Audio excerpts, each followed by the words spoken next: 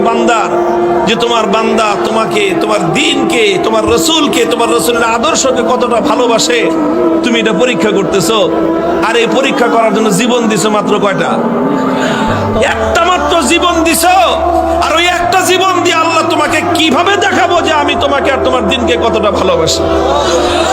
তুমি আমাকে 1000 জীবন দান করতাম, একটা একটা করে জীবন তোমার জন্য উৎসর্গ করে তোমার বান্দা আব্দুল্লাহ বিন হুযাফা দুনিয়ার সামনে প্রমাণ করে দিত ইমানদারের কাছে ইমানের দাম কত বেশি। এই জন্য কান্দি বেটা, আহম্মদ জানি কথা। তুই মনে করছিস যে মুসলমান জীবনের মায়ায় কান্দে? আরে মুসলমান তো বিশ্বাস করে যে যতদিন বেঁচে আছি ততদিন কষ্টে আছি, আল্লাহর জন্য জীবন দিব আর জান্নাতে যাব। কি বলেন? সন্দেহ আছে? আল্লাহর জন্য জীবন দেওয়ার মধ্যে আর জান্নাতের মধ্যখানে কোনো দূরত্ব নাই, কোনো দূরত্ব নাই। তুমি জীবন দিবা আল্লাহর জন্য আর জান্নাতে যাবা। তাহলে ভয় কারে দেখাও মিয়া?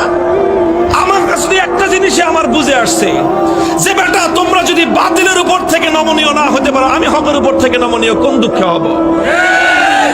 হযরত ওমরের থিওরি ছিল যে আলাইসা কাতলাহুম ফিন্নার ওয়া কাতলানা ফিল জান্নাহ। হযরত ওমর রাগে ক্ষোভে হুজুর সাল্লাল্লাহু আলাইহি ওয়াসাল্লাম এসে বলতেছে যে হুজুর আচ্ছা কোন তো থিওরিটা এটা কিনা যে বেঈমানরা মরলে জাহান্নামে যাবে, ইমানদাররা মরলে জান্নাতে যাবে, কথা ঠিক আছে না হুজুর?